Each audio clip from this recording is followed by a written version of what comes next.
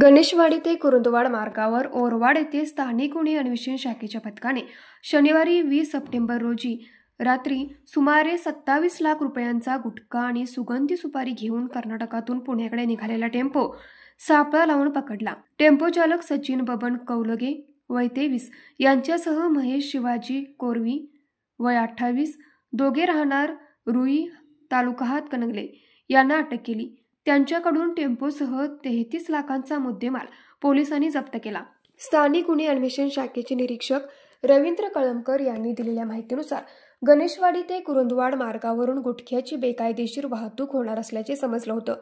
त्यानुसार उपनिरीक्षक शेष मोरे यांच्या पथकाने शनिवारी रात्री ओरवाडच्या हद्दीत सापळा लावून संशयित टेम्पो पकडला।